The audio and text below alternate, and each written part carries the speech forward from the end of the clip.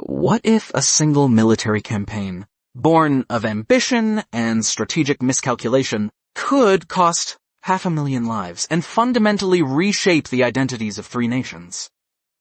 This is the story of Gallipoli, a bloody beachhead in World War I that became a symbol of both futility and extraordinary courage. By 1915, World War I was a brutal stalemate on the Western Front. Millions were dying in the trenches of France and Belgium. The Allied powers, desperate for a breakthrough, sought a new front to outflank the Central Powers and secure a vital supply route to Russia. Their gaze turned to the Ottoman Empire, then allied with Germany, and specifically to the Dardanelles Strait. This narrow waterway was the gateway to the Ottoman capital, Constantinople, and control of it promised immense strategic advantage. But how would they seize it? Winston Churchill, then First Lord of the Admiralty, championed a bold naval assault to force the Dardanelles. He believed battleships alone could crack the Ottoman defenses. However, a massive naval bombardment in March 1915 failed disastrously, thwarted by Ottoman mines and coastal artillery, sinking 3 Allied battleships. This forced a change in strategy, a full-scale amphibious land invasion. The objective was to capture the Gallipoli Peninsula and open the strait from land.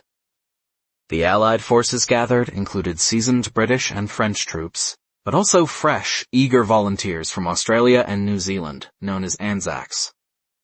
On April 25, 1915, they launched their assault. The British and French landed at Cape Helles, while the Anzacs targeted a cove further north, now famously known as Anzac Cove. But the landings were chaotic. Troops were often put ashore at the wrong locations, facing steep cliffs and fierce Ottoman resistance from the moment they touched sand.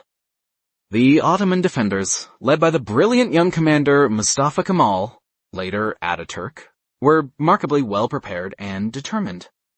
Kemal's famous order to his troops, "I am not ordering you to attack, I am ordering you to die," perfectly captured the spirit of the Ottoman defense. The campaign quickly devolved into a brutal stalemate, mirroring the Western Front but on a confined, unforgiving peninsula. Months of trench warfare, disease, and relentless heat took a horrific toll. Casualties mounted rapidly on both sides, with little ground gained. After 9 months of unimaginable suffering, with no strategic objective achieved, the Allied High Command finally ordered an evacuation in December 1915.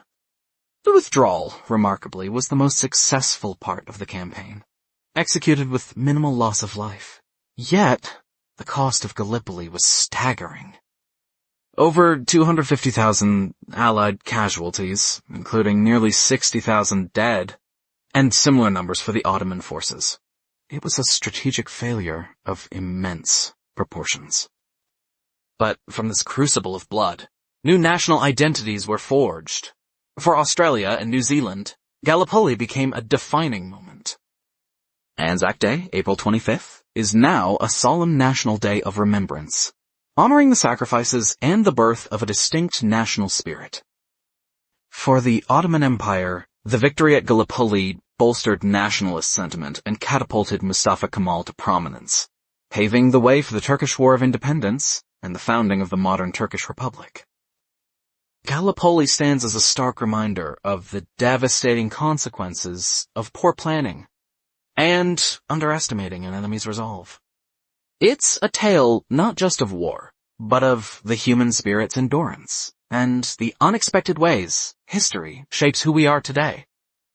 The Gallipoli campaign, a tragic misadventure, ultimately became a crucible where national identities were forged in blood and sacrifice. What other hidden corners of history deserve to be unlocked?